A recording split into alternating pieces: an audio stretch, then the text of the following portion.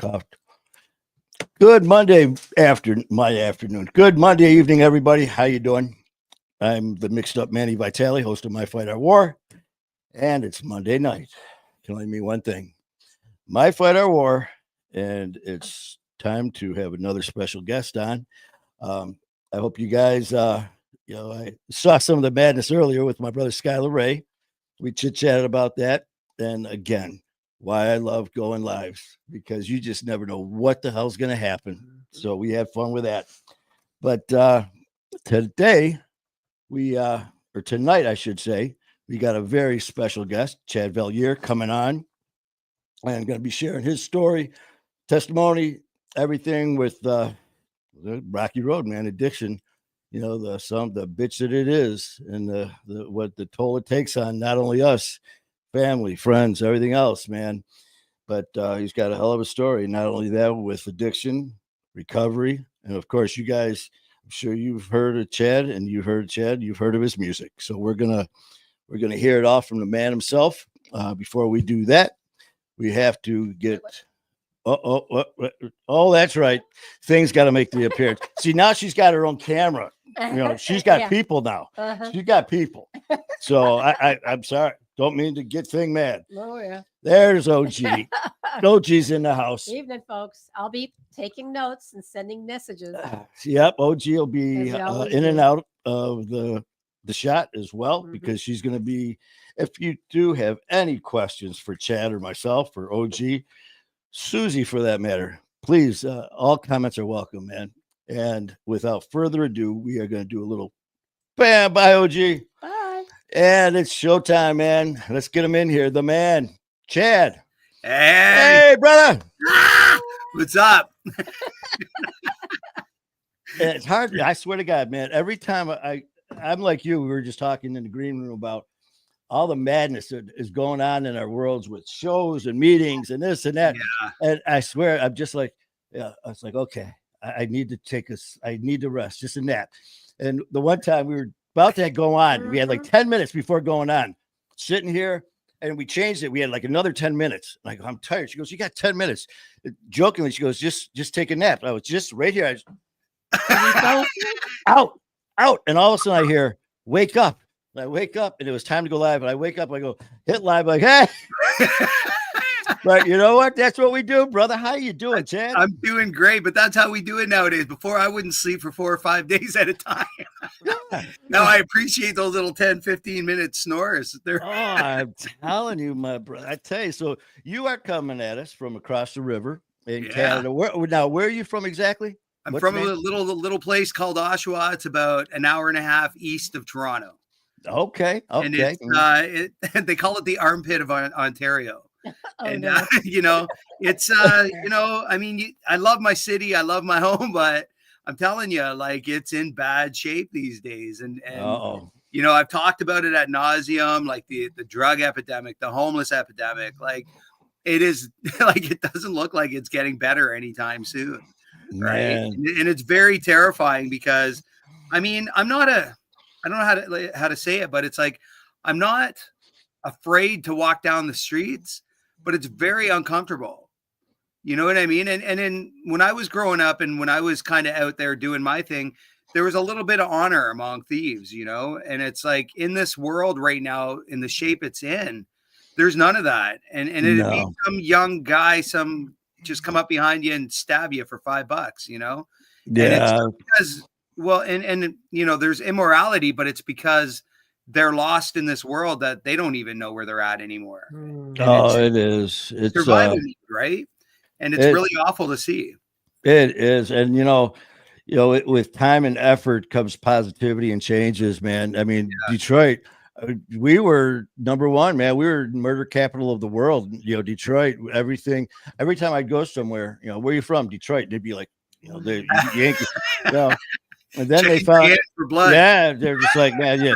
And then, depending the crowd I was in, because for a while there, I was with Detroit police for a while, and then when I lost my mind, just crazy enough to do that for a living. Then when I really lost my mind, and when I left the police department, I started riding with the 1% Motorcycle Club. So I started riding with the Detroit Highwaymen. So I literally went from a lawman to an outlaw. So, people are just like, what the fuck? But yeah, the thing is though, with you're talking about your town and the shape that it's in. Detroit for the longest time, man, the blight and the homeless and the abandoned homes. There has been such a turnaround. And Detroit now is making such a comeback. And before it was like you'd go somewhere and Detroit, it was like it was where the weak are shot and eaten or they made a joke about it. And but now there's so much pride amongst Detroit. Even in the past there was, because there was that never give up attitude. Speaking of which, our Lions, man, for 60 years, for 60 years, our Lions got their asses kicked, our fans, our city, and now it's come back just like our city. So you know what, brother, with people like you and what you're doing in the recovery world, what you're doing in your town, I tell you what, man, there is no doubt in my mind that your positivity and everything is going to spread right into your town. Well, and that's where I want to get more involved, because I'll tell you this, man, like, I always say that the only rock bottom you can't come back from is death. Right. And I've been doing this a long time. Like it took me 9 years of recovery to get 3.5. Right. And it was, and it's not the dog in the fight, it's the fight in the dog. Right. And I just, I have to come at it from an honest perspective. Like, I don't look at these people who are on the street like they're any different than me, because they're not. I'm one poor choice from being right there. And with the way the economy is, the way money is, like to rent a 1-bedroom apartment in this city, you're looking at almost $2,000 a month. Ooh. And I'm not joking. That's pretty, reasonable. And the thing about it is, in Canada, I don't know what it's like out there for government funding in the United States, but I know here we have a thing called disability. And we can get that if you're injured or if you have mental health issues, things like that. And I mean, the highest check you can get is like $1,300 a month. Right now, how are you going to take a guy off the street and put him somewhere? He can't even pay rent. And you can get a couple guys, but then you got a couple guys who have no, moral compass at this point, because they've been in fight or flight for so long. They'll bite your face off for a sandwich. And they're just, they don't know how to survive except out there. So you give them the two guys go get an apartment together, and they're two guys that have been out there. It's not like they're just going to know how to do it. Yeah. It's just like you're giving somebody what you think is the means to an end. And it's just, you're throwing them into the fire, because it's like, here's something you don't know how to do or deal with. Now deal with it. But, well, a common story I tell is when I first one of my first attempts at getting clean, I remember walking into the grocery store and I didn't know what to do. I didn't know what a bag of milk cost. I did not know what a loaf of bread cost. I had been out doing my thing. And when I wasn't, out running the roads, I was in relationships where that stuff was taken care of. I didn't do the shopping. So by the time I got an opportunity to be a normal functioning human being, I had no life skills, like none. Yeah. And I remember just walking in the store, and I didn't even realize that I had developed anxiety through my addiction. Right. So here I am, clean, walking into a grocery store, and there's just people like this. And I'm going like, oh shit. I just wanted to fucking eat supper, man. Right. Like, and I just turned around and walked out, and I didn't eat. I went to like Burger King or something. It is insane, because like with myself, I can relate to what you're talking about there, because for me, when I was partying in my days, boy, I didn't care. The more the merrier, the more hectic, the more chaos, the more insane it was. Yeah, it's like bring it on. Couldn't get crazy enough for me. Well, it keeps you right out of yourself, right? If you're too worried about what's going on over here, you don't have to be in here. Oh, but I tell you what, though, just like you, I remember a bunch of us, there was something going on. We had a friend getting married, and there was at downtown, and people were staying at the casino. So before the reception, everyone went to the casino, and I went as well. But all my time was when I was partying like a rock star. Well, now I walk into that same casino, and the bells, the lights, the sounds, the yelling, this it was like sensory overload, man. I just wanted, no, not I want to good. go home. Oh yeah, fuck. Yeah. I just like, as soon as I'd walk in the past, it was walk in, go up to the bar, do a shot, have a beer, go to the machine, sit down, have 2 shots, 2 beers, just to get ready. Yeah. So, and that's what I mean. Like, that's one of the parts I miss the most. And it's not, so I'm in a place today where I don't have the obsession to use, right? However, what I do miss is the ritual. I miss the bonding. So even if I'm out having wings with some friends of mine, and I just see some fellas over at the bar doing some shots, I don't want to get drunk. I just want to go over there and do some shots with those guys and bond with them.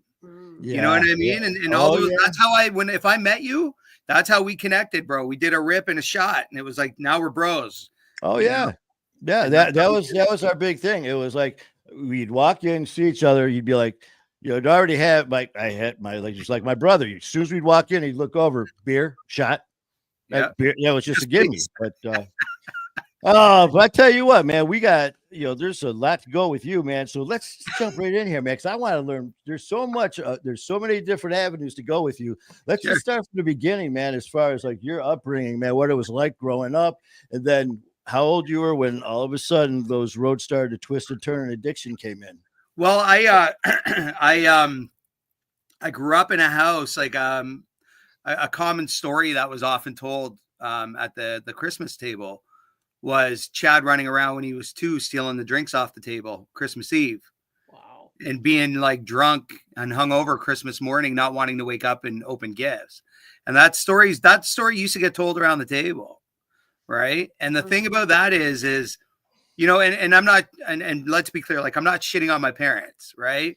My parents didn't, well, I mean, I don't think they knew better either, like, from their upbringing, right? Their upbringing was horrendous, right? And they just, back then, 2 times were pretty different.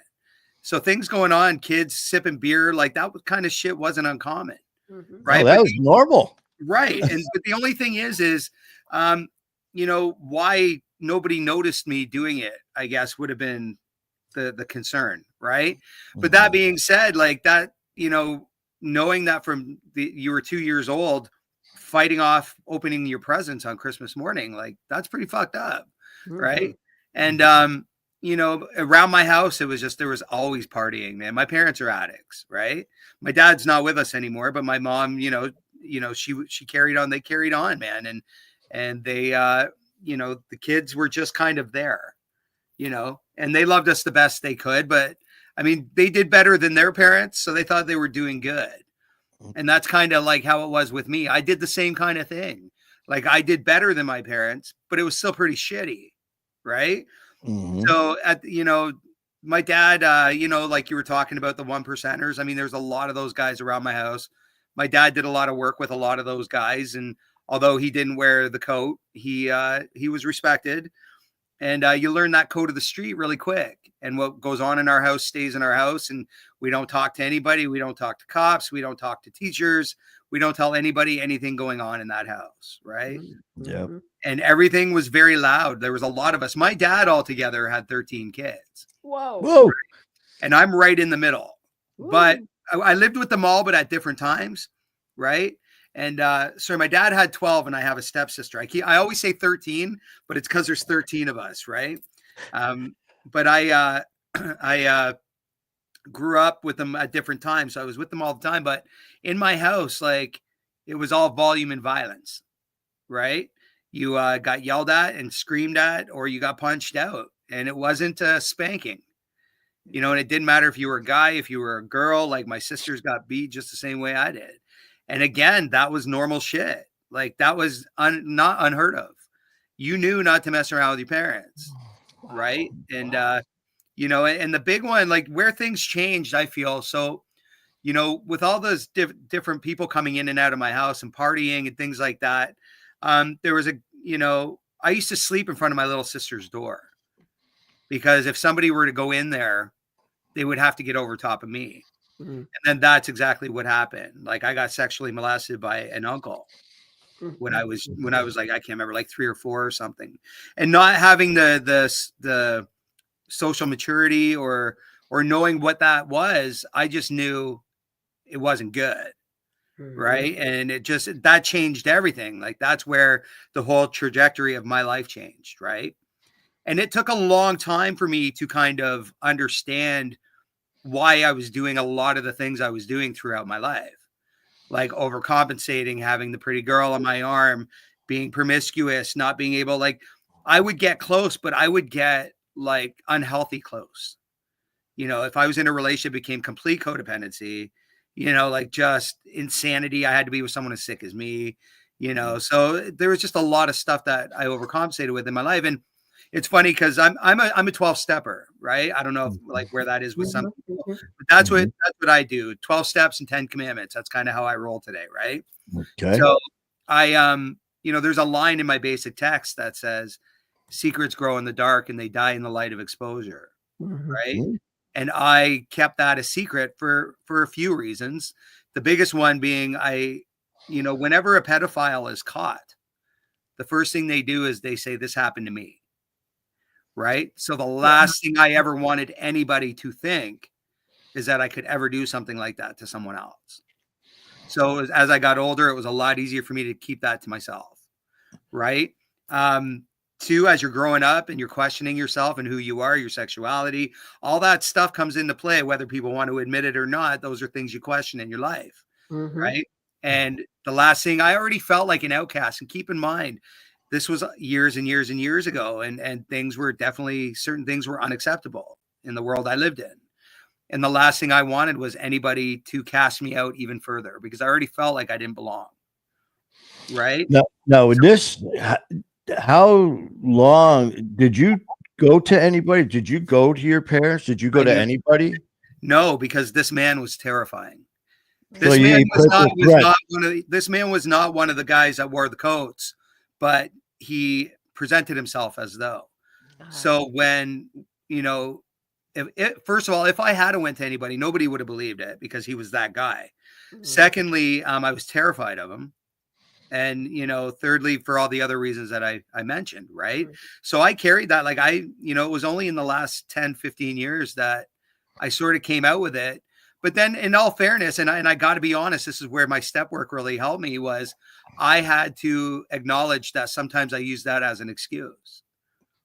And that's, you know what I mean? Like, even when I knew better, I was like, you'll never understand me. You don't get it. You don't understand why. And it was just another reason to use. See, that's an addict, man. We are good at manipulating, and we're good at blaming, and we're good at making excuses. But 100%. So I remember, you know, so I just kept my mouth shut, and you know, it really changed things, right? And like one time, and like I said, the punishments in my house were really cruel. So it was like, if whatever was in somebody's hand is what we got in the head or in the back, or, you know what I mean? So, you know, one time I got punished and I went in my room in the winter and I got out in the spring. Right. Wow. And that was like, that's the kind of shit that was going on. Right. And, you know, when you go to jail, I've never done significant time, but when you go to jail, they put you in solitary confinement because it's more scary to you than it is being around the other criminals. So when you're sitting in solitary confinement in that darkness, they know that's a bigger punishment, right? So imagine being 11 years old and in your room for a season. You're not allowed to play with your friends. You're not allowed to watch TV. All I could do was go to school and come home and eat, and that's all I was allowed to do. But I had a radio. I was allowed to have a radio, and I learned I had a voice while listening to this music. So that's where singing sort of came in, right? Man, so my and dad were both like, as far as like with the punishment and all that, it was a equal opportunity ass whooping, huh? Absolutely, guys, girls, it didn't matter. And you know, I remember my mom waking me up one time when I think I was 6 or 7, when she finally left my dad, and you know, she was beat up pretty good, and my dad was passed out on the bed, and we had to leave town. Like, we left town for a little while until they sorted that out, because probably due to some of the gentlemen my dad associated with, it was probably easier to leave, you know. And that being said, you know, when they broke up, my mom's life stayed the same types of people in and out, and then strangers and partying. And like I said, at 11 years old, I started realizing I could sing. So I came out, you know, and back then, and here's where I'm going to date myself, is there was a thing in Canada called Much Music, and it was equivalent to MTV, right? Okay. And we had that, and I came out and I seen Motley Crue. And here's Vince Neil standing at a stadium, and he's singing to this gorgeous blonde woman, and he's singing to her, and he goes like this, and the whole stadium does that with him, and I'm like, I fucking want that right there. That's what I want. And the thing is I got so used to how things were in my house, you know, and how things were conducted, that none of this looked like anybody was having a bad time. You know what I mean? Like everybody's partying, so it didn't look like there were consequences, right? So it didn't matter if you got drunk and put a beer bottle over someone's head or you fucking pounded them out. You know what I mean? It just there was no consequences. Same guys kept showing up and nobody was talking shit, and everybody just drink again and do more drugs. And you know, it was normal. Right. And then it was Tuesday. Yeah. And that's exactly what it was. And I, you know, at that point, you know, when I'm, you know, 11 years old and 12 years old, I'm already stealing dope from my mom, and I'm stealing booze out of the fridge. And now, you know, at this stage, I'm drinking to a point where I'm passing out, you know, at 11 years old, 11 and 12 years old. Wow. Yeah. And hiding. And then, you know, I'm going to school, and like, I believe it or not, like I was a straight A student. I'm talking, I was in gifted classes because I was a smart cat when I was a kid. And, you know, the life for a long time didn't affect my learning. Right. But then you know, I wake up, you know, and I'm 12 years old, and, you know, 2 years in a row, or roughly around the same time, like I wake up to, you know, somebody telling me my mom had tried to kill herself. Right. And this is just like more cherries on the sundae, you know? And it's just like, and I'm 11 and 12 years old, and it's like, what the fuck? Like when I think about that now, like I'm surprised I even can do anything, you know? Like it was so chaotic. How was life with with your siblings, with all this? I mean, obviously we know what it's doing to you hearing your story, but what was their reaction? How were they coping with everything? Well, my sisters, especially, because like I have two brothers, one older, one younger, and my older siblings were out of the house for the most part. But my sisters and my brother, I mean, they're fucking soldiers, man, because they knew how to lock in and just follow suit and shut your mouth and do your thing. And you know, and I'll be careful because I don't want to speak for them. No, but I know that, you know, their life took turns in different ways than mine. Some very similar, but others not so much. Like when you look at two people, like I remember hearing a story one time, and there was a successful businessman and a drug addict. And somebody said to the businessman, "Why were you so successful?" He said, "Because my parents were drug addicts." They said to the drug addict, "Why are you a drug addict?" He said, "Because my parents were drug addicts." Right? Mm-hmm. You know, the successful guy, it fueled him. Mm-hmm. The addict, it ruined him. Right. So I have family members that went the complete opposite way. Like I have some very successful siblings, and I have some that are doing well today, but they didn't for a very long time too. Right. Mm-hmm. So, I mean, we just, like I said, they were in fight or flight for many years too. Yeah. You know, hold on 1 second. Are you getting comments? No, I'm kind of surprised. I wonder what's going on. What is going on here? That's okay. That's okay. No, it's not okay. Well, why are we not getting comments on here, man? This is what is not hit here. Well, the sound is okay and the picture's fine. You know what? They're probably thinking it's 7:30. Doesn't matter. Well, keep going. No, we'll keep going. But with all this, we usually got we got people watching. I mean, there's people watching. You know what? Whoever's watching, they're probably listening. Someone throw out a comment or something like that where who it is, where you're from, man. We want to make sure that the comment section is working, because usually I was on earlier and they were there and we got them. But yeah, man. So throw up some comments up here, and I just want to check something here to see if I'm going to throw one up on here. We have 8. Yeah. So throw up some comments up here. Right here, let me see. Yeah, we've got Cindy. Oh, there's me. Chad, do you Cindy Stevens? Yeah, it's my cousin. Okay, she's got right here. Hello, Chad. It's and Mike Croner. it's but they're on here. But okay. Well, there it went up. Well, Okay. all right. You know what? I just because it's so weird not looking to the right and seeing a bunch of comments flying up. Chad, I'm sorry to maybe I'm interrupt. not as cool as I think I am. No, believe me, you fucking are. I mean, I can see them right here. I mean, they're you can see them. They're blasting right there. In fact, you got Jolie Walton.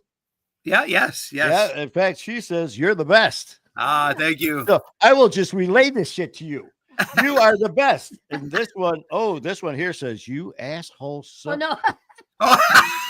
Oh, wait a minute, Ted. I'm sorry, that one's for me. That's amazing. Yeah, that was mine, brother. I tell you what, Chad, I'm sorry, man, but I know that there's a lot of people jumping here to talk to you, so we'll take that as it comes. We got it coming in on the phone. That's okay, brother. That's okay. Yeah, That's okay. Keep going. because you're getting it, right? No, I'm not. Why are you not seeing my I earphone? don't know.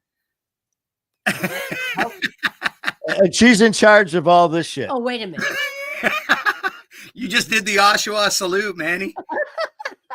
Yeah.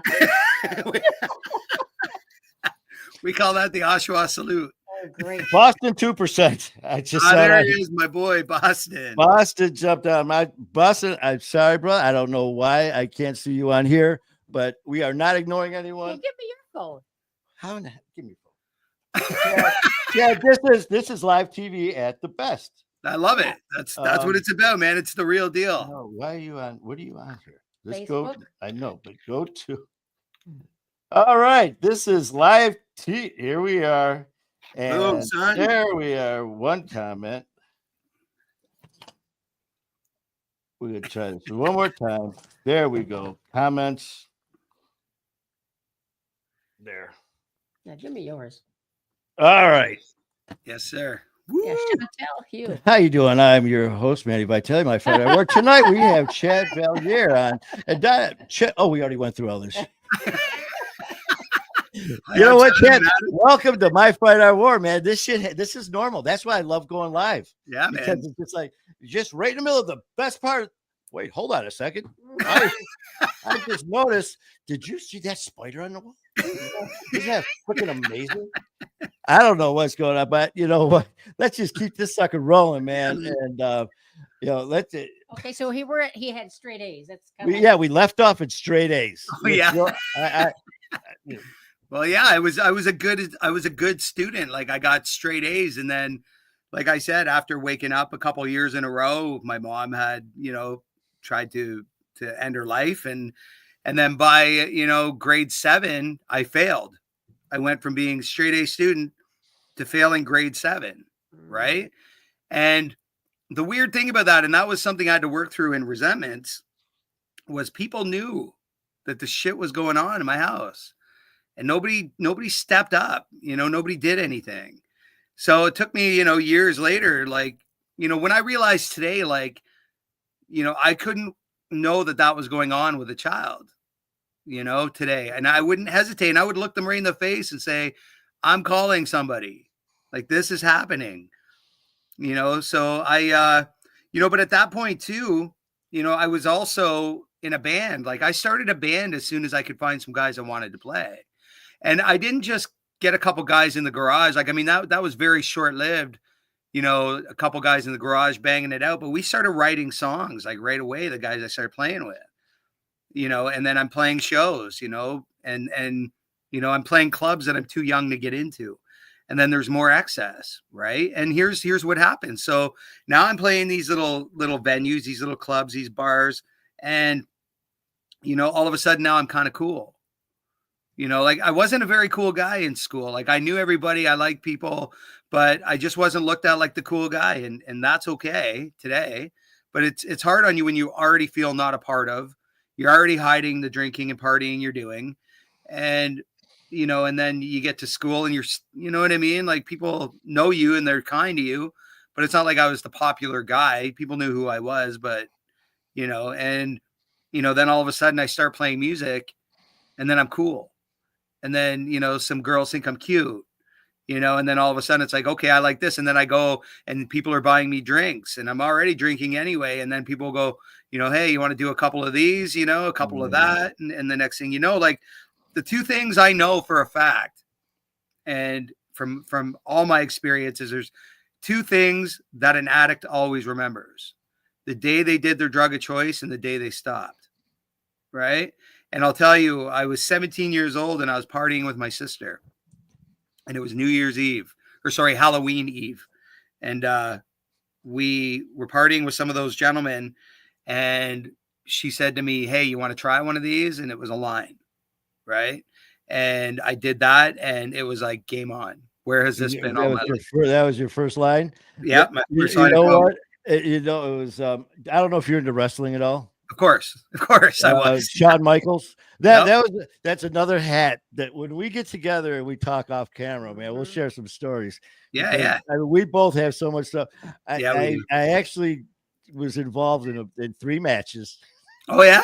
And, not that off circuit shit, of course. Yeah. But I remember watching a thing with Shawn Michaels when him and remember the Rockers. Yeah, of course. They were in Vegas, and Marty he was Jannetty. Jannetty, and he goes, he was so young. He goes, he was introduced to his first line, and he goes, I was already drinking all that time. And Shawn Michaels goes, yeah, I did my first line, and he went, this is the greatest thing ever. He goes, well, you want to hear? I want to go over here. I want to go over here. Well, the funny part is I remember. So at that point, I used to smoke a lot of weed, right? And so I hadn't done any other than acid and things like that. I hadn't done any real chemicals, right? And so I remember sitting there expecting to get high like weed or acid, but it doesn't do that. It heightens you up and it makes you aware. And I'm sitting there and check this out. So I'm sitting here thinking I'm not high, looking at these guys going, look at these fucking degenerates. Right? I'm thinking, what a bunch of pieces of shit. And I think I'm not high. Yeah, this is nothing just going on, and oh my god, talking like you think I talk a lot now. Oh, it's like, hey, what are you doing? Let's see, you want a beer? You want to go jogging? You want to go paint the house? You know what? Right. And yeah, so like it was just game on from there, and then it was just I had met a girl that I was seeing, and I made a decision when I was like, because I was playing music, we were playing clubs, like I'm passing out in class, like I'm going to school, trying to still go to school, and I'm coming in strung out, hungover. I had missed so much school that I was actually in a class with my younger sister, and we have different last names, so people didn't like the teachers didn't know, but one of the teachers figured it out. And I remember just being in class like this on my desk, and the teacher had asked me a question, and all of a sudden, after 3 times, she goes, "Timmy, go wake up your brother." In the middle of class, right? And Chad, so you were straight A's, you get all good grades, but what you said just kind of made me flash back. Great. So what happened from 6 to 7? You went from A's to E's. Yeah, I think my surroundings just took its toll, and you get to a point too when you're a kid. Like to me, I just got to a fuck it point. Like I don't care. And I mean, especially once you get like, you go from straight A's and you start getting B's and then you start getting C's, I was known as the smart kid. And then all of a sudden I'm getting like B's and C's. And again, there was just so much. Excuse like me. You said, you just don't care and I was just like, and we all hit that part. You don't care. And the other thing too is when you get into high school or like grade 7, grade 8 down here, you get your assignments and no teacher's badgering you to get it done. Right. And that's the other thing. So like, from grade 1 to 6, where's your assignment, Chad? So you're staying after school to get it done, and you get it done. And I was more than capable to do the work. I had just got done applying myself. Like I was so beaten down. And as a kid, you can only take so much. Yeah. Right. And it got to a point like, when things are said because of the way you're acting as a kid, and you're acting out in fight or flight, and you're acting out just because of the things you see, and somebody's saying to you, you're probably going to be in jail by the time you're 16. And you're looking at the guys around you who have all been there, and you're thinking they're pretty cool guys. So who cares? I'm probably I know everybody, and I was very blessed. Like I spent some time in holding cells. I never did any time, but the only thing is I was just sneaky on how I did things. Like I was taking part in a lot of things.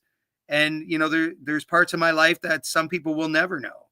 And I'm okay with that. right? And but I mean, just because I didn't get caught doesn't mean I wasn't up to no good, and I didn't care to make my name known. I didn't care to be known. Anything I was doing was very under the radar. And, but that only lasts so long too, and I remember at 19, I decided when I was like 18, I was like, if I don't have a record deal by the time I'm 19, I'm moving to Vancouver, because I was right by Seattle, right? And Seattle was all the good music at the time, Alice in Chains and Soundgarden, and I don't like Nirvana, but whatever, like all that good music was coming out back then, right?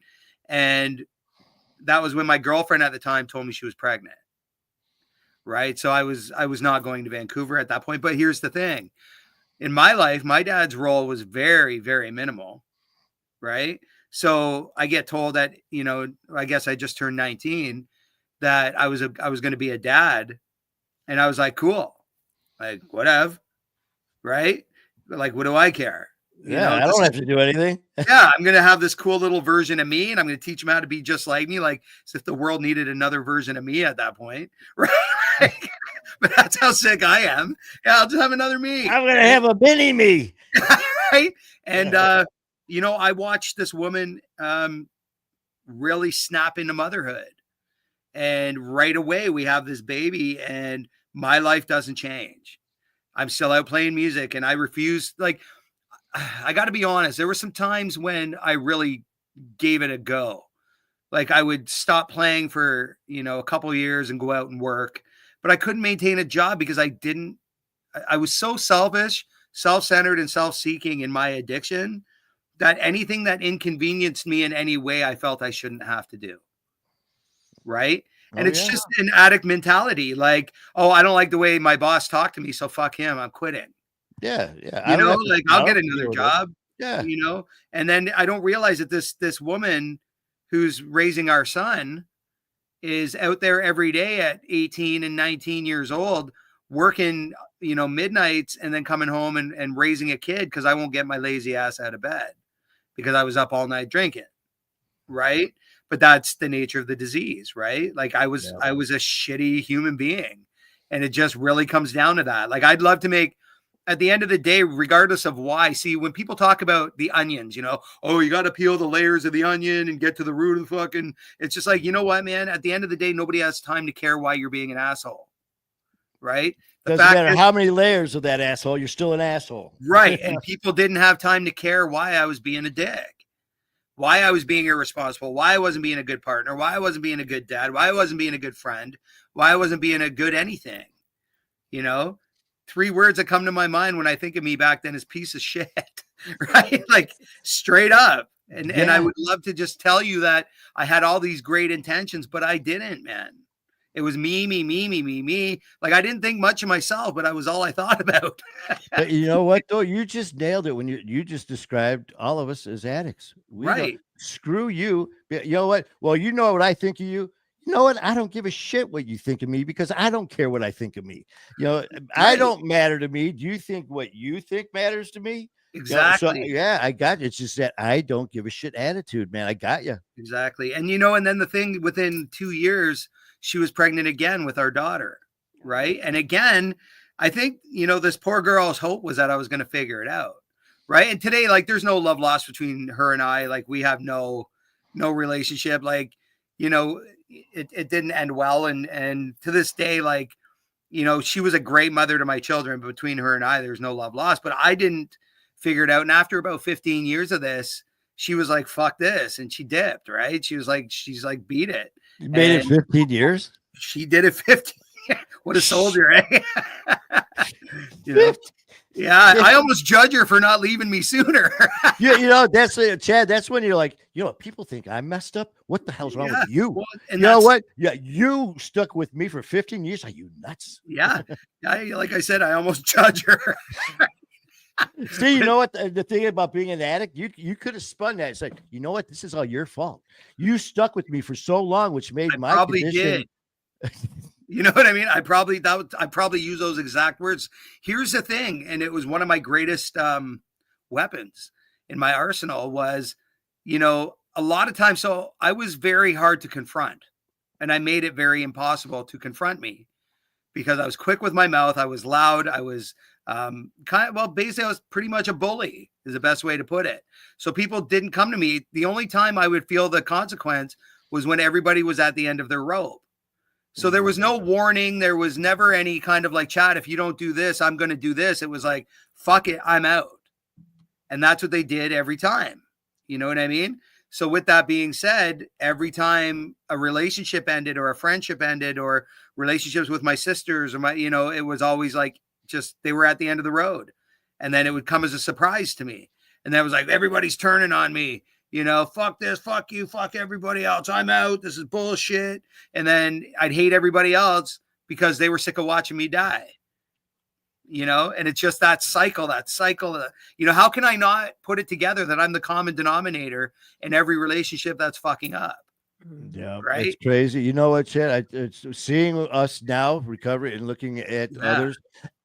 Everyone in this dynamic, everyone, like for someone who's dealing with the addiction, that person's spouse or parents or brothers and sisters, they're all miserable except for the addict. The addict is the one still partying, not listening to anything. And because I did it, you did it.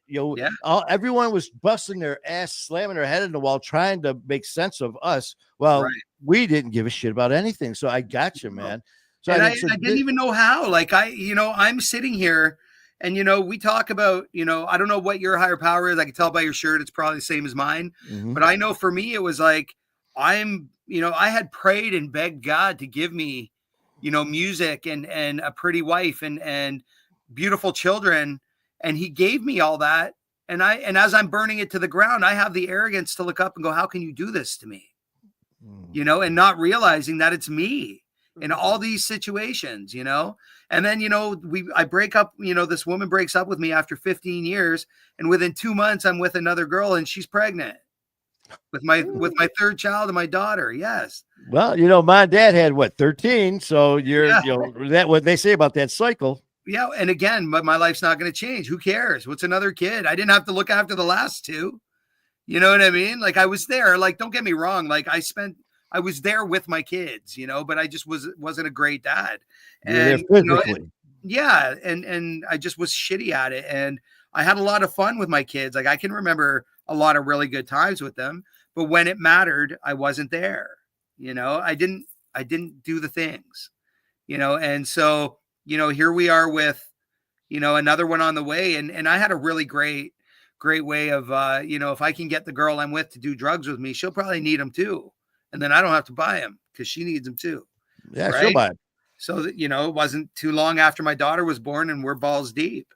I got her balls deep because I was still going from 17. When I was 17 years old, I'm still going. Right. So what was the drug of choice at this time? Or at this point, it was blow and meth from time to time. If I couldn't get blow, I'd get meth. And then, so here's, and you think this would be a rock bottom, but so at one point, I remember me and my daughter's mother, we went to pick up and we went to this house and we were leaving and my daughter was in the back seat of the car. And it was the Thursday before Good Friday. And we pulled into the liquor store. And as my daughter's mother walked into the liquor store, I got surrounded at gunpoint with my daughter in the car. Oh my God. And they pounded on the windows and I just went like this and I just see guns and I'm just like, fuck. And I'm afraid to move because I'm afraid if I move that they're going to shoot me and hit my daughter. Right.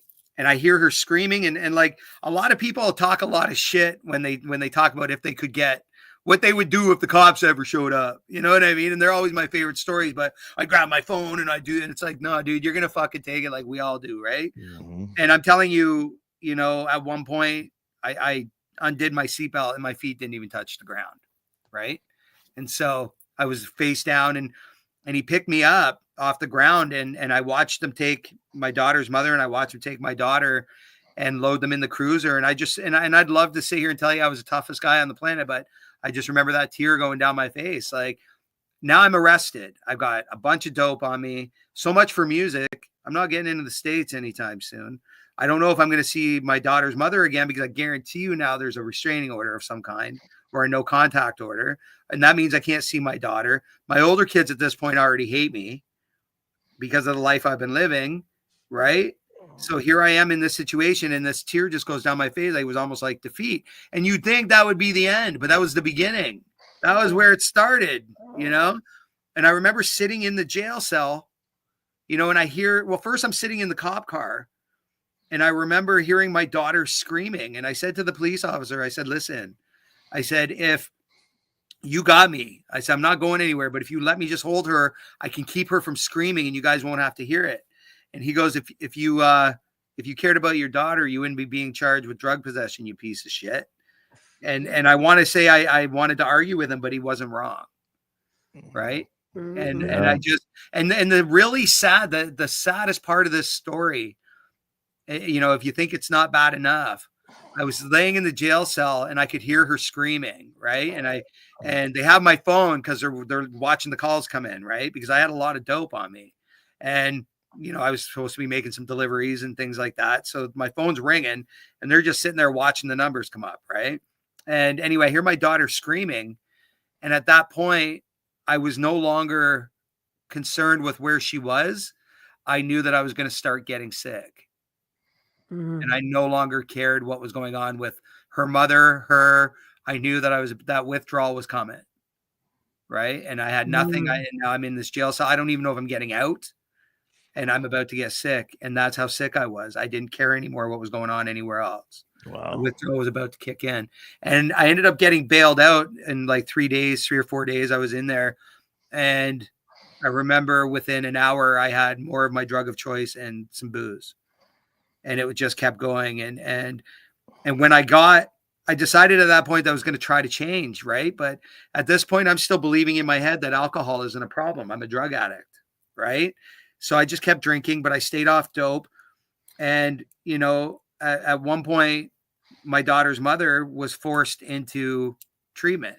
They did an intervention on her and they forced her to treatment. And she called me and she's like, I'm on my way to treatment. You can see your daughter every Tuesday. And I'll tell you this, the whole time she was gone, I don't think I saw her once. Right. And it was just, I was so far deep. And at this point now, again, codependency comes with addiction. I'm in another relationship like that. Right. Wow. Chatty V can't be in his head. Right. Chatty V can't be alone. Chatty V has to have an entourage and a party around him at all times. Right. If he's not playing clubs, he's brought the party home. And he's got to wake up beside someone too, or he's going to feel less of himself. Right. There's a lot of things going on in this brain of mine. Right. And I remember getting somebody found me on Facebook Messenger. And at this point, I hadn't touched drugs in a very long time. I was just drinking excessively. You know, I believe I'm not an alcoholic, but I'm drinking till I pass out, acting like a complete asshole. I can quit anytime I want, but I don't. Yeah. You know what I mean? But at least I'm not doing drugs. Yeah, right. Anyway, so at this point, I get the message, and it's the guy whose stuff I had when I got busted. And he just sent me a message, and it just basically said, like, we need to have a talk. And I was like, of course, you know, thanks for giving me this song. Right. And so I left, and I said to my girlfriend at the time, I said, I don't know how this is going to go. So, you know, this is where I'm going if I don't come back, kind of thing. Right. Mm-hmm. So I went and I seen the guy, and he just basically said, like, here's the problem. He goes, I appreciate you keeping your mouth shut, whatever. He said, but he goes, you still owe me for that product. And I said, well, I'm not going to have that kind of money just kicking around. And he said, well, here's the problem. My boss knows where your kids go to school. Oh. And he told me where they went to school. And I left with a vast amount of my drug of choice, and I had to go back to work. But within a week, I had gone through it. I'm not a drug dealer. I'm a drug addict. Right. Like, let's get that right. Yeah. You don't do what you know, and then the cycle starts. So at that point, I'm still playing music because I feel at this point I have my life together, which I don't, but I feel like I do because I'm doing better than I was. And then I had a job. I was doing asphalt. Right. But I'm doing coke to wake up in the morning and drinking to go to sleep. And this is how my day is going. And by the end of the week, I have to pay for the product that I've done all week that I'm supposed to be selling. So the hole just keeps getting deeper and deeper and deeper, and I can't stop. Right. And there's just the insanity, and my life started getting more crazy again. Like it was less about music and more about the shady people I'm associating with and the shitty things I'm doing to maintain money, the shitty people I'm selling dope to, the shitty people I'm buying dope from. You know, it just started turning into this whirlwind again. And my girlfriend at the time, like she was just tired of it. Right. And we were together 4 years at this point. And her, like where she was from a place that was 3 hours north of Thunder Bay, right? Ontario. So I was going to start a tour with my band, and she was going to see her parents where she was from, and we were going to meet up in Thunder Bay and fly back together, right? She leaves. I do the first show. While I'm at the show, because my life was in such chaos and shambles, she just sent me a text message and said, I'm not coming back. Right. Mm-hmm. And at that point, that was just like game on. Fuck it. So now's your excuse to. So the second day comes for the tour that we're supposed to start. And my tour manager, nobody can get a hold of me. Right. And Chad's MIA. So my tour manager showed up at my house and he came in and I was under a blanket like this. And I just had a big pile of dope. And he was just like, okay, well, we're calling this off. And at that point, nobody knew what was going to happen. Like the band, nothing. Nobody knew. Right. And I just, at that point now, my drug turned to crystal meth. No. And it was just like, that was my, and it, to me, for me at that time, it was the fastest way down. And I'm talking now at this point, I'm 38 years old and I had done drugs from the time I was 17. And from 8 months from doing meth, I had to go to rehab because I was fucked. Right. I was done like dinner. And so how I ended up going to treatment was, you know, I met up with a friend who I had known for a long time. And I was meeting up with her at the bar and I was all like skinny from the meth and feeling really great about it. Thought I looked really good. Right. But I had all these like goiters and sores all over my face from the meth. Baby. Yeah. So I walk in and she looks at me and I've known this person since I was 10 years old. Like she calls my mother mom. Right. She was one of my greatest friends on the planet. Like her family is like my family. Right. And, you know, she looked at me, she goes, what the fuck is going on with you? And I'm like, what? You know, I look great. And she's like, let's go talk. Right. And so she basically said like, no, you're not fooling anybody. And she begged me to go to rehab. Right. Begged me like, and it was, she was crying when she was begging me to do this. And at that point, it was really weird for me because I didn't think anybody loved me or cared about me. And I'm not trying to be an emo kid. I'm just saying like, no matter what people say, actions are sometimes louder than words. And when everybody you love at this point for me, regardless if I pushed them away or not, everybody was able to walk away from me. Mm-hmm. Right. For whatever reason. And whether it was for their own health or not, they still were able to walk away. And that made me feel like they say tough love works, but it didn't for me. It made me feel less than, it made me feel worse than. Right. So when those things happened, I said no. And then I went home and I for another 2 days, I partied. It was far from partying at that point. But anyway, and I called her and I just said, if you take me to do my laundry, I'll let you drop me off wherever you want when we're done. And I don't even think I pushed end on the phone. She was already at the door and she's like, let's go. And I went to a detox and I got a drug counselor and they were like, you know, the only, you know, what kind of rehab do you want to go to? There's a 12-step one available. I was like, no, not a chance. I'm not doing 12-step nothing. Right. Yeah. I was just like, no, why? They're fucking weird. Why? They pray, they chant, they hug, they touch. Well, I'm sitting in my house with the same 4 guys for 3 days, picking the rug and peeking out the curtain, but 12-steppers are weird. Right. So yeah. So I went to a CBT one, right?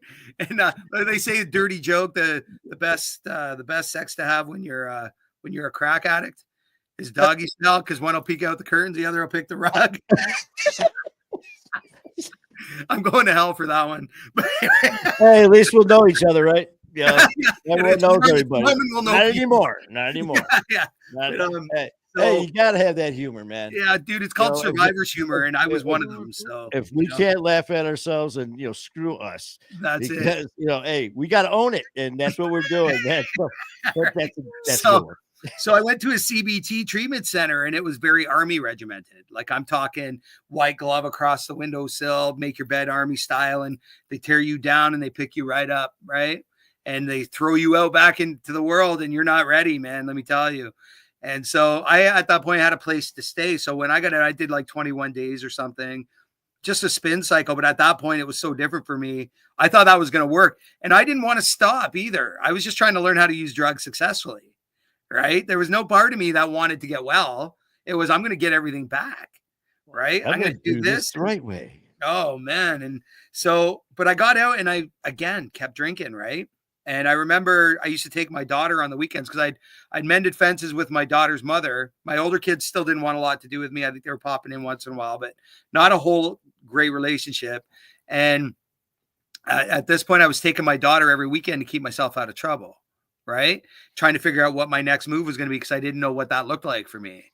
And, you know, my daughter was there one night and she woke up and she woke up in the morning and I was just very grateful in the moment. Like, I was just sitting there rubbing her hair and being like, you know, just being grateful. And she woke up and she kind of just gave me the eyes, right? And she's like, "What's up?" I'm like, "Go back to sleep." She was like 6, eh? And she goes, "I'll make a deal with you. Take me to Tim Hortons and buy me an apple juice and a bagel. You do your band stuff on your phone, and then we can do whatever you want." I'm like, "All right, baby, let's go get a bagel." Right. So I pick her up, I put her in the bath, I'm brushing her hair, and she's talking and she's joking around and she's laughing and she's so pretty. And I'm just looking at her going like, I've been missing out on this kid, man. Like, what the fuck? What about my other ones? You know, and all this starts happening. And she goes, "I don't know what you did, Dad, but I sure like coming around a lot more." Right. And at that point, I knew I had to go back. Right. So I called my drug counselor right away and I said, "Here's the deal." I said, "I'll go wherever you can send me." And she goes, "The only thing available is 12 steps." I went, "Deal." So I signed up to go to a year-long one in Brockville. It was called Brock Cottage. But again, I wasn't going to get well. I was going to learn how to use drugs successfully, you know, and that's what I was there to do. And I wasn't following the rules and I wasn't doing the things. And at one point they asked me if they felt I was a drug addict. And I said, no. Right. And they said, and then within an hour they had me a train ticket and they're like, "We can't help you." Right. And they sent me back. So I was in there about 3.5 months. They kicked me out. I came back to my city where I got fucked up in with no job, no home, no money. And the first thing I did, I started hitting meetings. Right. But I still wasn't not drinking. I quit doing cocaine and crystal meth, but I was still drinking every day. Right. I was right across the street from the beer store, you know, but I got a job and I was trying to keep my band going and none of it, I wasn't doing any work on myself, like none. It was just put on the face, do the things and hope that, you know, and right away, like within, you know, a few months of being in the rooms, I met a girl and we got married. You know what I mean? And it was just like, I hadn't done any work on myself. She hadn't done any work on herself. And we got married and, you know, we had a brief moment of happiness. I think, you know, it might've been legit on my end. It was for sure, you know, but I had a job and I was still doing the music and I was working at a car detailing place. And again, doing meetings, like collecting clean time, my tags, lying through my fucking teeth, like lying, you know, sponsoring people, you know what I mean? And like, you know, going home and drinking a 40 with her every night, you know, and, you know, 40 ounce or a rum, you know. So and then you were just going through the motions, doing just enough to do the bare minimum. Yeah. If I looked good, smelled good, and, you know, I was good, looked good, felt good, smelled good. I was all right, you know, but I wasn't, you know, and so we got married and I was working at a car detailing place and, I hadn't done my drug of choice in like, you know, almost 4 years. And a car pulled out and I looked down on the ground and I seen an 8-ball. Right. That never would have happened to me in active use. Right. But I had not done cocaine in 3.5 years. I was still drinking, but I hadn't done drugs. And I looked down and I picked it up and I put it in my pocket. I didn't call my friend. I didn't call my sponsor. I didn't call any of my people. I put it in my pocket and I called her and I said, "Hey," I said, "I found this." And she said, "You need to go flush that." And I said, "Baby, we'll be okay if we just do it once." Oof. Right. And I brought it home. And for me, that was a 2-year run. Right. 2 years straight. And so I've been clean since May 31st, 2021. So 2 years before that, and she's still going. Right. That marriage didn't recover. So, but while this was going on, like right from the get-go, I did not have a good time. Like from the very first time I did it till the very last day I did it, I don't remember one time having fun. And the minute I did it once, I could not stop. That's the insanity, right? I could not stop.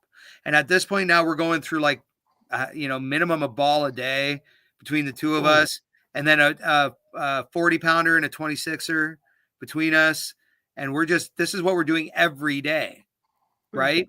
And then things start happening. I start finding other things around the house, like certain paraphernalia that she was using with. And it just got really to a point where I knew we were probably going to die. And I wasn't afraid anymore that I might overdose or, somebody might, I just, at this point, I was ready to just kill myself. I was like, I can't do this anymore. And I don't know how to stop. I'm in this marriage. This marriage is dog shit. Like everything about it at this point is fucking horrendous. I'm trying to get clean, but I can't do it while there's a using addict in my house. And every time I try it only takes a suggestion, hey, we better not do drugs today. Boom. Yeah, that would be a bad idea, wouldn't it? Yeah, as we're right. And it takes, yeah. So I got up and my daughter had spent the night and she was sleeping on the couch. And I woke up and at this point, I maybe slept maybe 20 minutes and we had both finally just fallen asleep. But I woke up and she stayed sleeping, my ex-wife. And I woke up and I came out and my daughter was sleeping and I got on my knees. And I got on my knees in front of the couch while she was sleeping there. And I just put my hands like this and I looked up and I said, just tell me what to do. Just tell me what to do and I'll do whatever you tell me. And I just remember, like, I'm getting chills right now remembering it because I remember the feeling. It felt like hot honey or something. And my cousin just gave me that analogy the other day, my cousin Mike, and it was like hot honey just started going inside me. And it was like, I don't know where people are at, and I'm not trying to thump anybody in the head with a Bible, but I'm telling you, if that wasn't the Holy Spirit, it was nothing. And I remember it just wrapping around me and I remember just laughing and crying hysterically at the same time. And I remember just getting all the answers and it was like, you need to change. And I got up, I woke up my daughter. I called my son who I was just starting to talk to again. And my son has a 10-year-old little boy. And at that time, this was 3.5 years ago. So he was, 6.5 or whatever. And we went down to the lake. And we went bike riding and we hung out and I hung out with them and I got it all on tape. I got my clean day on video, bro. It's amazing, man. Yeah. The moment you just described for yourself when you were kneeling down in front of your daughter, and I'm born and raised Catholic, man. And just like you, I will never, ever, in our family, my fight or war, I will never try to push any religion on anyone. No one else will either. But I will never deny my Catholic real religion. Exactly. Sure. I was the same. What you just described gave me chills because I go in Detroit, right on Mount Elliott in Mac. There's a Father Solanus Casey Center, very special to me. I've been there many times over the years. This one particular time, kneeling down at the tomb, on the wall, huge cross. And I remember, like always, saying my prayers, and I just had something felt very strange that day, and I'm praying. And now I'm talking out loud. I'm praying out loud, and I didn't care. There's people around, and all of a sudden. I remember lifting my head up. I just said, please shine the Holy Spirit light on me so bright with such intensity. And I was just thinking this as I'm praying, and I leaned my head back, and all of a sudden it was like, if you're laying out in the sun and the clouds go over the sun, it goes away, then the clouds move and you can feel it, see it. That's how it felt. And all of a sudden, what you just described was this intense, it's like from my face, it started tingling of my face down into my arms, my chest, into my fingers. And I looked up, I opened my eyes. I was just staring at the cross right there in front. I just started crying and I'm looking down and I looked around and a couple people walked away. And it was the strangest feeling I've never had. And I knew what it was. I got up and I couldn't stop smiling. Right? It was amazing. So thank you, because you saying that just brought back something so special and precious to me. So when you turn it over, like it's right in step 3, turning your will over to the care of God as you understand him. And the minute I realized, so like, and, take it all out of the equation for even a second, my way didn't fucking work, dude. Like, how many more ways am I going to try it and try to keep doing it my way? You know what I mean? And it was just like, and I'll tell you, I'll send you that video so you can see it. I post it every year on my clean day anyway, but I'll send it to you. But I don't look like a man that's strung out. I don't look like a man that was just on a 2-year run. I look like a man that's very happy to be around his kids. And I'll tell you, usually those days when I would wake up without dope, I was pretty miserable. And that day I woke up and I just know, like, I don't have another time in me, man. I don't. If I go back out, I'm not coming back. I'm not. I will die. There's people who do drugs to party and there's people who do drugs to die. The last time I did drugs to party, I was probably 20.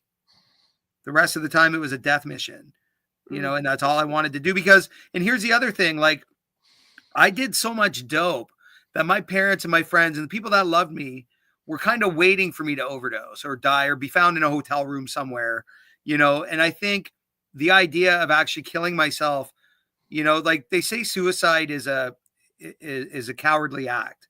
I strongly disagree with that because it's a selfish act, right? Very selfish. You leave everyone else with the pain, but cowardly. You ever try to do it? Oh, you know what I mean?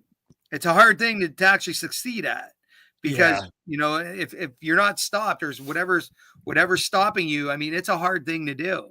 So that being said, the idea of jumping in front of a train didn't appeal to me as much as dying by drugs, and I know I won't come back.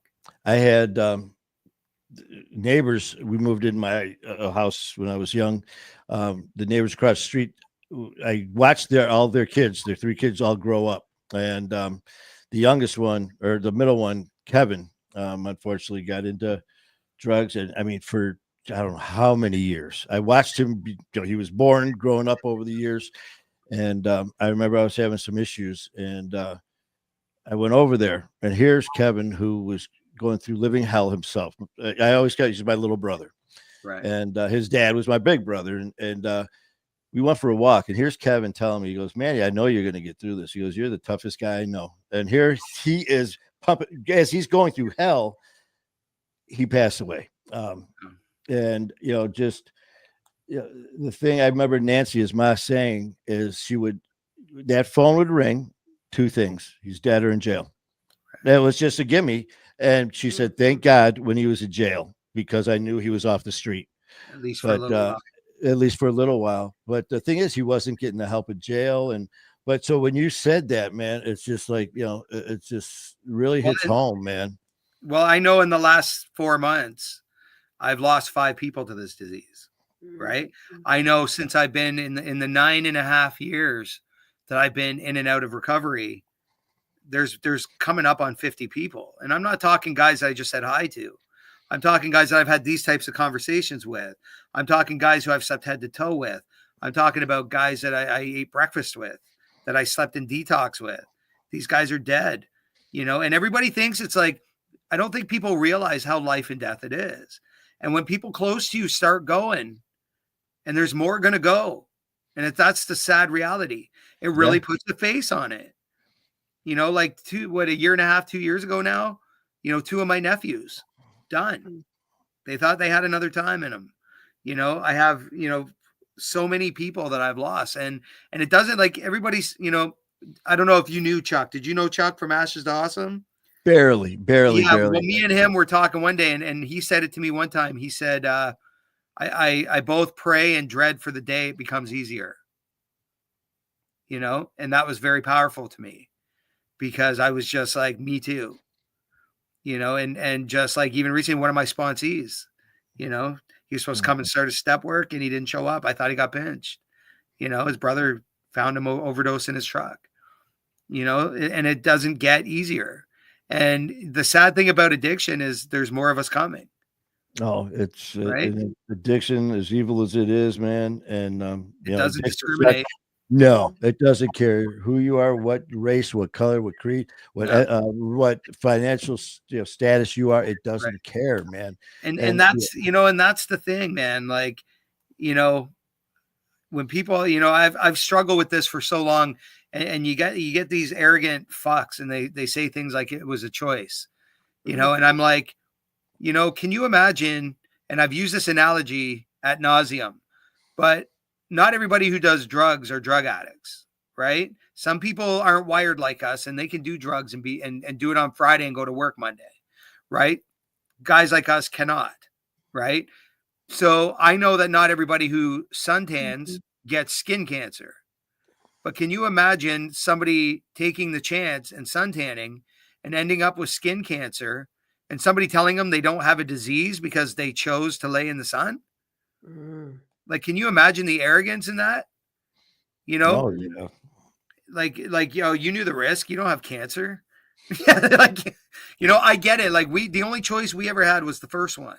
But exactly. we also make a decision, the same choice that, millions of other people make every day, but we were just the lucky ones. We Yeah, won the lottery that day, Mhm. and we chose, like, I chose to be the first man to break my daughter's heart. I chose for my son to deprive my son of knowing how a real man functions in discomfort. I chose that. I chose to be a horrible spouse. I chose to be a horrible brother. I chose to be a horrible friend. I chose to be a liar, oppressor, manipulator. I remember my sponsor saying to me one time, because again, I couldn't say the word addict. I couldn't admit I was a drug addict. And I just remember him saying, well, if you're not a drug addict, then you must be a piece of shit. And I said, what? He goes, well, why are you doing all those things if you're not a drug addict? You moral defective or what? say no, I'm a piece of shit drug addict. Okay. Right? He goes, because here's the thing. If you're a drug addict, I can help you. If you're a piece of shit, you can get help, but not from me. Right? Wow. And I was just never so happy to call myself a drug addict. Just saying those words, man. It is so, because it's like, that's not me. That's those other people have the problem. I don't have. It's like they look like freaking saints compared to us. And Right. yeah, man, I remember we were talking about people saying disease. It's not a disease, it's a choice. Same thing, and how this love and support that you get. And there was this one thing talking to this person about someone had an individual who had someone close to him that people knew, and this guy came into the room all upset. And the scenario was he walks in, people are like, what's going on? Oh, so and so, yeah, well, not doing well. He's not going to make it. Oh, it's terrible. What's going on? What's going cancer. Oh, that's terrible. What can we do? Support and everything. It was just outpouring of love and support. Same scenario. Guy walks in. It's like, yeah, what's going on? I got someone close to me, so and so. Yeah, we know him. Not doing well, man. Doesn't have long to live. Oh no, what does he have? Well, he's an addict, and this happened, and he's not going to make it. Oh, well, that was his choice. So it's like turn off the emotion switch. It's just like here you're gonna, addiction for me. When you want to put that up there, put it up there with cancer, diabetes, MS, ALS, all that as well. You made a choice to have type 2 diabetes then by that logic. And that's just it too. You couldn't put down the fork. That's your problem. Exactly. You don't have a disease anymore. Yeah, and the thing is, I'm not. People are going to have their own thoughts, and that's fine. I'm not here to change anyone's mind. I'm here to, make sense of what's going on in their mind and to share information. I will never tell someone you have to do this to stay sober. Right. You have to believe in this guy. No, we will give suggestions and thoughts and all that stuff as well. But man, I tell you, hearing some people come across. The two things you can't push on somebody is God and recovery, man, because they're going to find it. They're going to find it their way. And I know people that have succeeded staying clean without 12 steps. I cannot. All I want to do today is take death out of it. Whatever you're doing to stay alive, do that. Whatever you're believing in, whether it's God, Allah, Vishnu, fucking Ganesh, I don't care. Whatever you're believing in, I mean, my God is Jesus Christ, hands down. But whatever you're believing in that's preventing you from not dying, do that. Right? Or no, 100%. preventing you from dying. Sorry, not preventing Yeah, you from not no, dying. no, but 100%. In fact, I was on a roll one time. I can't remember what happened, pissed me off. And I was going, and I'm like, I don't care what your faith is. And I'm just letting it rip. And I go, I don't give a shit. If your faith is praying to a dead possum's asshole, you go pray for that dead possum's asshole. And I'm just letting it rip. And I finally calmed down. And this sweet Tony, what's her name? She's out, you know, well, Tony, all of a sudden I look and there's comments, and it said, Manny, and she's from down south. She goes, I'm fixing to find me I'm going to find me a dead possum and fixing to find me a dead possum's asshole and I'll start me a cult. And, and she's like, you know what? If that's what it takes, that's what I'm going to do. So yeah, it's just like whatever it is. Like, people say, what's the way to, it's not their way, it's your way. Whatever works for you. And that's all you can do. And I mean, I'm not, again, like I got into it with, some Karen, she started messaging me because it was like, I put up my little motivational TikToks or whatever, because I like to start my day with some positivity. You know what I mean? And if I think I got something clever to say, instead of typing it, people aren't going to read something this long. So I just do a little video, right? Yeah. So I do it because it's fun. And some people thank me. I have to go, wow, you're really full of yourself. I'm like, no, man, I just don't want to die today. And that's what's stopping me from making poor choices. I've seen them, man. I love your shit. Yeah, thank you. I love it. And this Karen, she reaches out and starts tearing me an asshole. Like I think one of them said something along the lines of, you only get to tell me your problem once. And the rest, I want to see what you're going to do to fix it. Right. And this person, man, she just went off on me about the 5 stages of change. It's like, dude, I know I'm an accredited counselor. Like I have a lot of certificates in this field. I know what's going on. I know the 5 stages of change. What I'm saying is I'm coming at it from a problem solving perspective. I don't have time to sit and show you my certificates. You know what I'm saying? So it's like, why don't you just let me do my thing? Yeah. Right. Yeah. And but it was just like she had to be smarter than me. And it's like, okay, you win. You're the smartest. Do it. Go be smart. I'm just going to keep doing my shit. Leave me alone. Exactly. Right? I'm not hurting anybody. No, man. And it gets to a point where, you can tell me you're going to do this. You're going to tell me all these plans. Because I used to do that. I was great at doing it. I'm going to do this tomorrow. And then tomorrow never come. But then it got to the point where, you know what? In fact, doing this, what we're doing right now, these podcasts and shows. Yeah. After I did my second one, I'm like, I love this shit. I don't ever want to. Now, this is what I want to do for a living. This is what I want to do. Great. And, I'm working my ass off. And this is what, in fact, I am going to do it. This is, you put your mind to it and you do it. A good friend of mine here in the United States, Ronnie Dull, is very big at social media. She was a news media analyst, newscaster, anchor woman. I mean, incredible woman. Right. And, she was nice enough. I met with her, had coffee, and we were talking about this when I was just getting going. And I'm full of piss and vinegar, and I don't know anything, but I'm telling her what I'm going to do. And she's like, "That's great." And I have met her before, so we talked about different things. And she looked at me. She goes, "Okay, you're saying all this." She goes, "I've heard it." She's been in the business for years, and at this level, way up here. And she just goes, "All right, prove it." And I just looked at her, and I'm waiting for. By doing this, and I'm waiting for all this. I go, but how? And she's like, how? You're the one with all this piss and vinegar. She goes, you're talking all this game. Prove it. When you don't feel like going on one day, if you're too tired, if you don't feel good, do it. Don't make excuses. Prove it. And every time, man, just like when I did those 11 shows in 3 days, I was like, nah, I'll just do the next one. No, prove it. Just like that lady said to you, you know what, about your TikTok? Yeah. You know what? I'm tired. Show some actions. What are you going to do, to prove this? So I love that. Well, here's the thing. And that's what happens, like I make myself available for anybody that wants to help or get help, or to change. And that doesn't mean I'm looking at anybody less, but here's the thing. I wasted a lot of years in a lot of fuckery. Right. And when it comes down to it, my time today is very valuable. It never used to be, but it is because I don't have a lot of it. So I don't have, put it this way, I don't have spare time. So if I'm going to work with you, or if I'm going to be there for you, or if I'm going to help you, I'm taking something away. You know what I mean? I'm not doing something that I wanted to do or needed to do to be there to help, which I'm more than happy to do. Don't misunderstand me. But if you're not ready, please don't waste my time.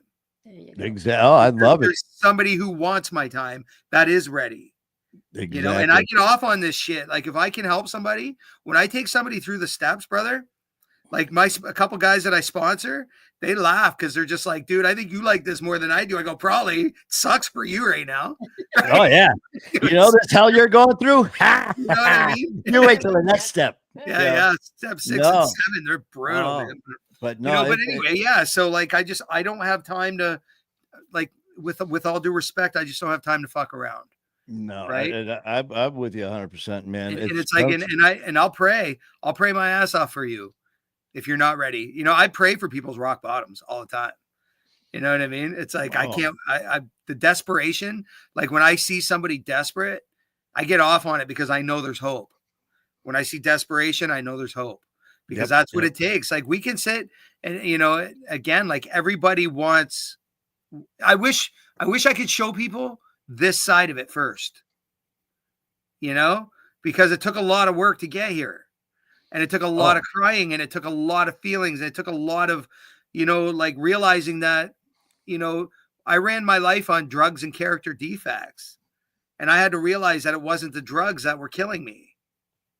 You know, it was my heart, my brain, my feelings. It was all me trying to fill a spiritual void with a chemical. Is like trying to put a Band-Aid on cancer. You know what I mean? Like I'm not gonna, until I fix what's wrong with me, drugs are just my temporary solution. Definitely. You know? And I had to figure out what was making me tick. And it came back to dealing with the assault when I was a kid. Came back to letting go of the resentments of, you know, the way I was raised and realizing that my parents were sick too. And not hating the people that didn't do anything because they probably didn't know what to do. And realizing that, you know, there's other people going through things too. And that I don't have the right to decide, you know, why, you know, I can't read minds. So I'll never know why some people did what they did. I can only assume that they were sick or they didn't know better themselves. And I'm not angry with people anymore. I'm not angry with the people that hurt me anymore. You know what I mean? Like I had to learn how to pray through that stuff. And it sucks sometimes. You know, like I actually seen the man that did that to me in real life. Right. And I had to walk away from that situation because my instinct was to murder him. And I called my friend because I didn't know what to do because I was new in recovery. I wanted to take care of it the old way. Oh, yeah. Right. Oh, yeah. And I prayed for that moment to be able to take care of it the old way. And God today, he likes to show me empathy. He's really good like that. And he starts telling me, why is he who he is? And then I called my friend and I said, I'm going to kill him. And he said, pray for him. And I go, pray for him. Why would I pray for him? He goes, I want to kill him. He goes, because he needs it more than you. And then the honey comes in again. It's unreal. It's unreal. And I'm going like, yeah. Right. You hear that? I tell you, Chad, when you hear that about you have to forgive those, you have to, and it's just like, you know, that for me, I'm like, all right, I'll forgive. I'll never forget that motherfucker. Right. And it's like, well, no, you just no. You have to get. There's not like well, you stay cautious is all. Yeah, it is. And I remember thinking, bullshit. You don't know bullshit, but you know what? As hard as it is, and man, is it hard because our old ways kick in, and it's like, and that's what happens. Like I had to really rebuild. Like I had to change who I was. And I'm not saying I don't break character. Oh, you know, no, I break we're human from time to time. But the thing is if you knew me a few years ago, forget what you think you knew, because I'm not him. And I'm not gonna live by that anymore. Like I've become, you know, over time now, like I've become a public figure. I do things in the community. I do things, you know, at homeless shelters. I work in recovery. So today I don't have the luxury to go beat someone with a hammer. You know, I have to do by the book. So if somebody is threatening my peace, I have to do things like call the police. Right. That's a big line for me because that's not how I was raised. That's not what I do. Now, here's the thing. I'm not in the game. Right. I'm not out there in the game anymore. Anybody who knows me knows that. So I'm not living that life. Like I'm not out there doing the crime, calling the police. But today I live a life where I have a lot more to lose. Oh God, yeah. Right. And I wouldn't trade my worst times today for anything.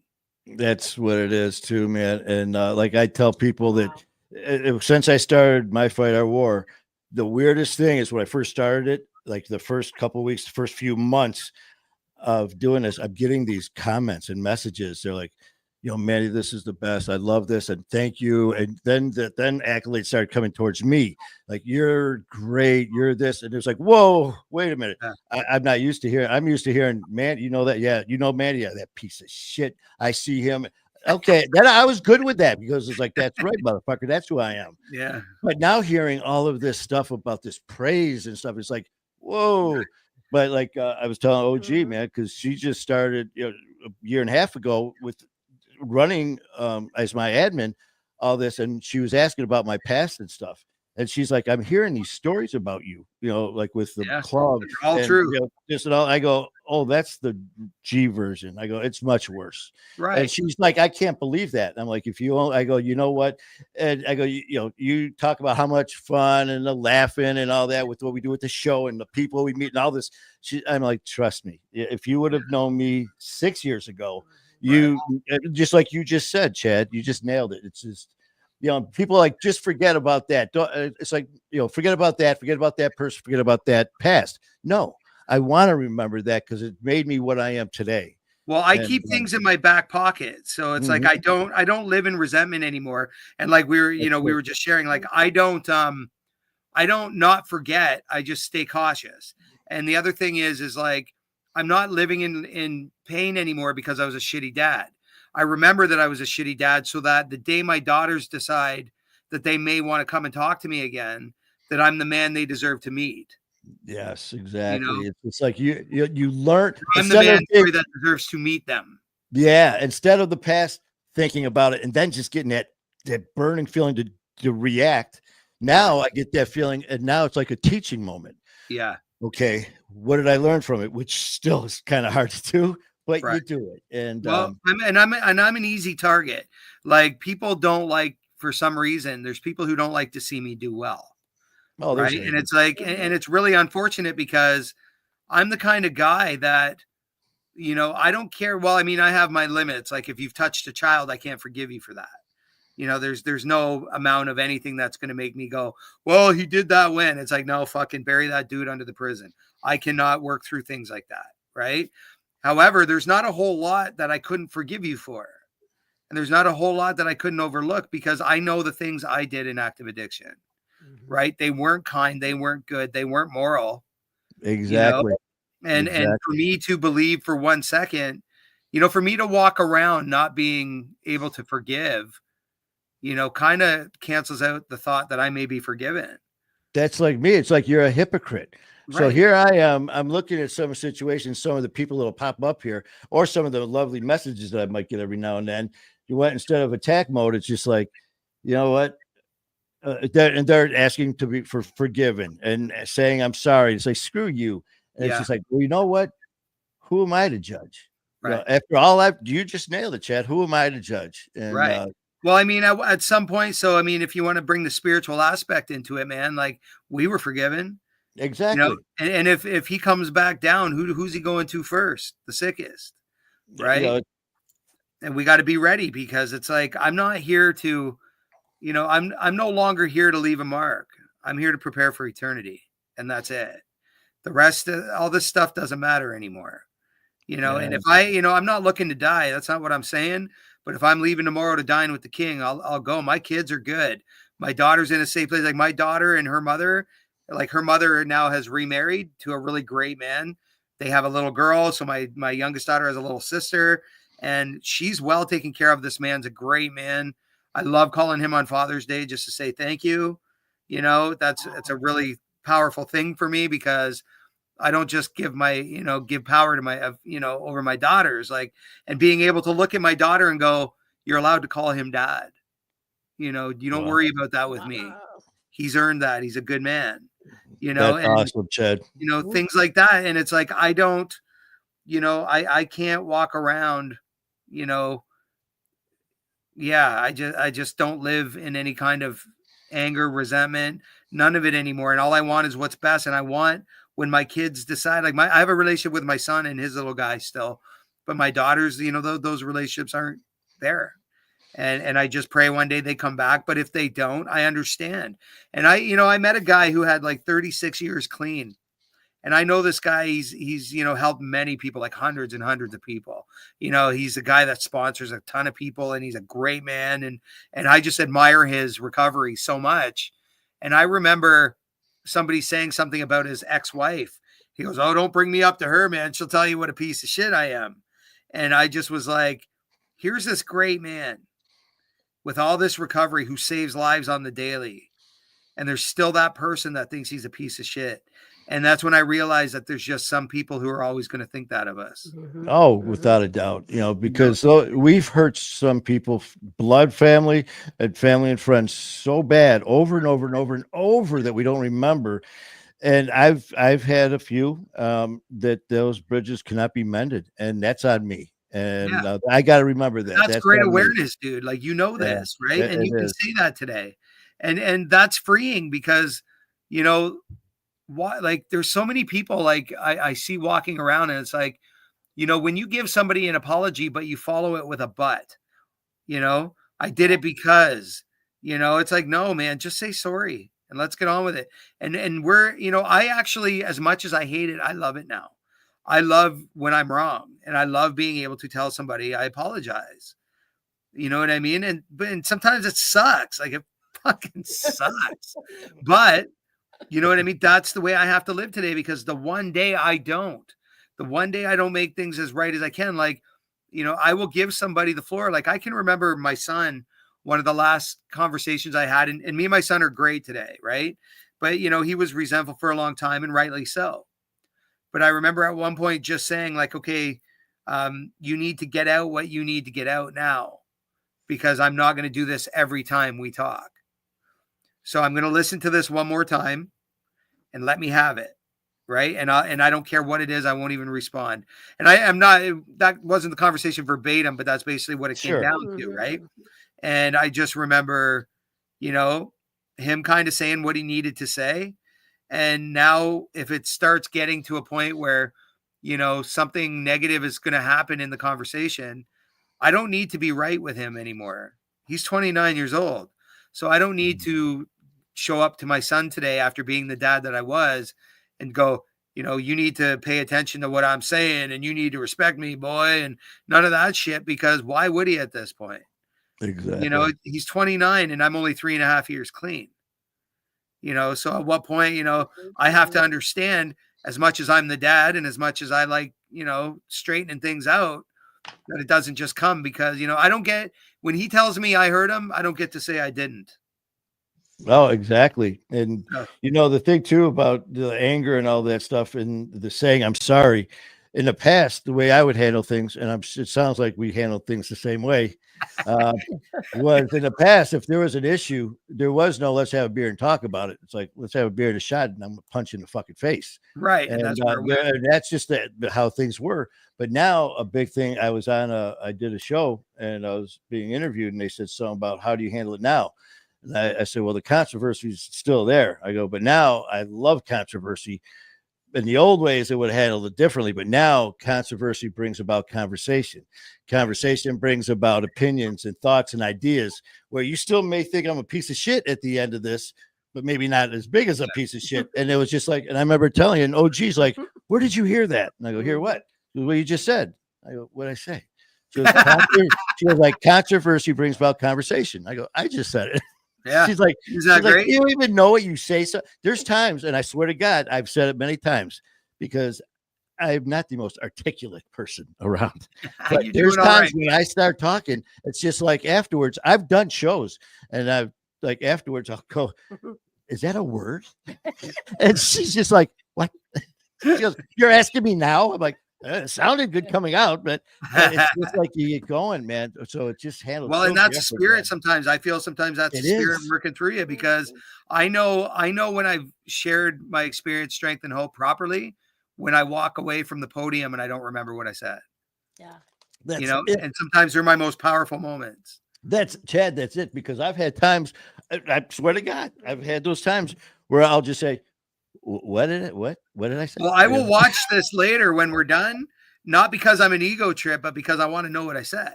Yeah. Or I'll have people say, oh man, we saw your show you did with so and so, man, that was great. And I was like, who? Like, I'm not forgetting a person. I'm just, we get just like this conversation, man. In fact, we're way over. But I mean, but no, I'm not saying. But what I usually do for the time frame, because when we do other stuff, but it's just because it's so real and it's back and forth. It's not, I never do scripted anything ever. No. And but this here, and you know what, we got to do more because I'd love to, man. Like I live for this. Yeah, we got to do more because we have so much more we got to talk about. I mean, the documentary, the new album coming out. Exactly. So you know what? Before you go, man, I know you and Jared are working on some stuff. I've talked to Jared. Jared was here, actually right here in the studio. Him and Brianna, they did a show here. I like I said, I got to meet them for the first time when they were here in my home.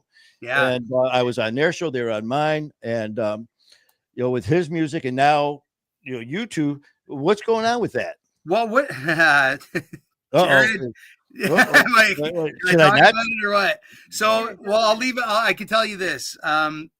We both lost a friend. And that was Chuck. Okay. And we, we both had a lot of love for Chuck, and Chuck's the one who got me kind of doing my own. I wasn't going to do one. Right. I wasn't going to do a podcast. I was just going to do little things about certain things. And that's why my podcast isn't strictly recovery.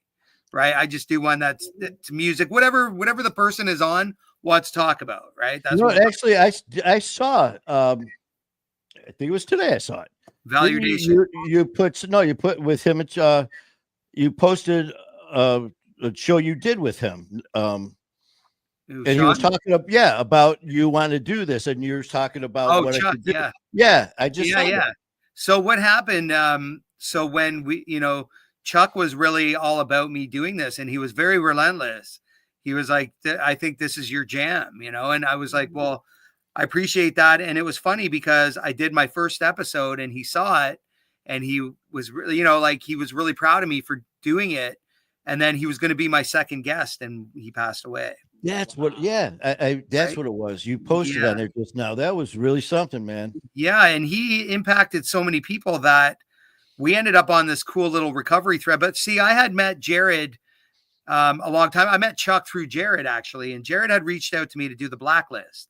And by the time Jared had so many podcasts going that by the time he got to starting to edit mine, my whole journey was different and my whole story had changed. And I was just like, you know what, bro, let's just hit that up again, because I think there's probably better things to talk about at this point. Right. Yeah. But we stayed in touch because me and Jared hit it off really good. And we became really good friends really fast.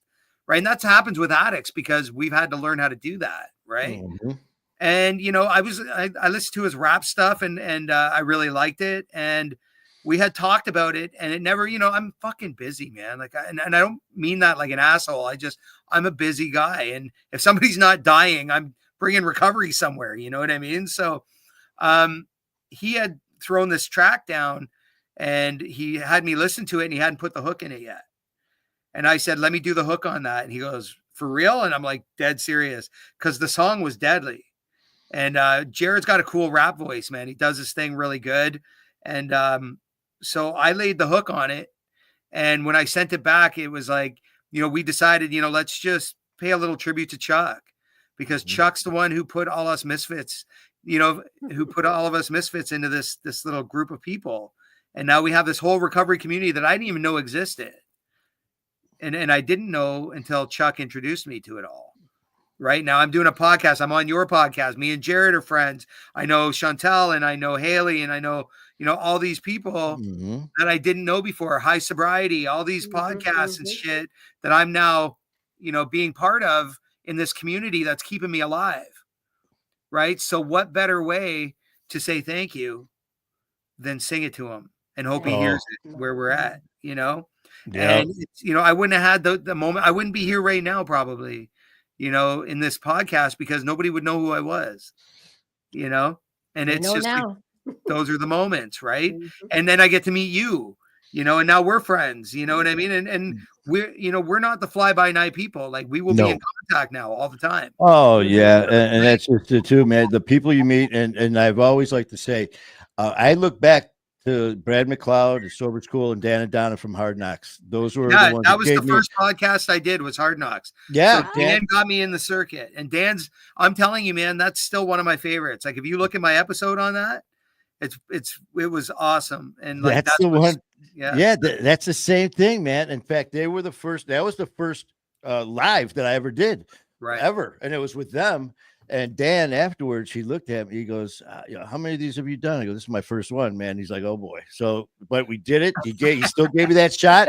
And afterwards, he goes, "You fucking hit it out of the park, man." He goes, "Dude, you're a natural." And I'm like, "Okay," being the nice guy, and because it was my first one, and we're good friends now. We talk, as much as we can. Here I am, giving. Sending people his way, he's sending them my way. And I remember it was so cool because he made me feel like I was not just a guest on the show, that I was part of this peer group, this family. And now, like you said, the people, the doors that are open, man, it's incredible. I have a lot of love for Dan, and he started the ball rolling, and then like I said, I met Jared, I met Chuck, and then I met everyone else, Jamie Tall. Like all these people are like incredible human beings to me. And, so I can say this, this probably won't be the last thing Jared and I do together. And, that's good, man. Well, I tell you what, whatever you want. I mean, you guys, I've invited Jared on many times. I know he's busy. And Skylar Ray, me and him do Music and Mayhem on Wednesdays, where we talk about music and everything there. I'm doing a lot of stuff now in New York with Ian Bick. Me and him are doing stuff, and then I've stuff out there, so the doors are open. And it's just like it's so cool. So link me your address, like message it to me. I'll send you out some merch. Without a doubt, man. We'll do the same. And but yeah, definitely we'll talk again. Man. Probably I'll hit you up tomorrow. I got your number. Yeah. We'll talk because there's a lot of ideas going on right now. And I'm looking forward to it, man. Yeah, I'll throw by, see what you think, and see what we can get rolling here. Yes, sir. All right, brother. God bless you. Thanks for having me, my man. Man, I tell you what, we have been going an hour and a half more, and there's still I could go another hour. I mean, I'm not even kidding around with everything, and just the way that and that's I'm serious, man. So you're freaking awesome. I mean, so are you. God bless you.